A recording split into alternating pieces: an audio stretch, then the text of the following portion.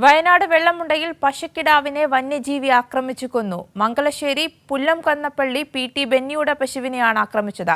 PV Joshila വിവരങ്ങളുമായി വയനാട്ടിൽ നിന്ന് ചേരുന്നുണ്ട്. ജോഷില, എപ്പോഴായിരുന്നു ഈ ആക്രമണം നടന്നത്? ഈ വന്യജീവിയെ ആക്രമിച്ചു എന്നാണ് മനസ്സിലാക്കുന്നത്.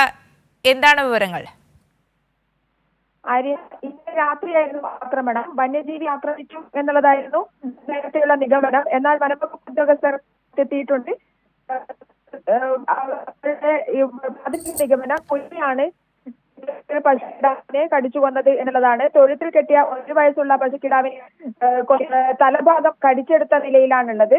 എന്തായാലും വനംവകുപ്പ് സ്ഥലത്തെത്തിയിട്ടുണ്ട്. മംഗലശ്ശേരി പുല്ലം കന്നപ്പള്ളി PT ബെന്നിയുടെ പശുവിനെയാണ് ആക്രമിച്ചിരിക്കുന്നത്. വെള്ളമുണ്ടയാണ് സ്ഥലം. ഇവിടേക്ക് വനംവകുപ്പ് ഉദ്യോഗസ്ഥർ എത്തിയിട്ടുണ്ട്.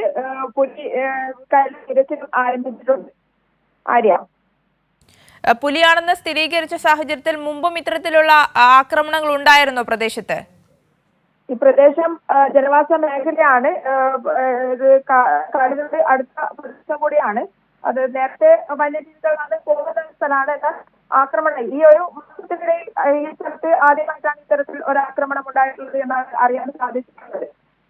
ശരി, PV ജോഷിലാണ് വിവരങ്ങൾ നൽകിയത്.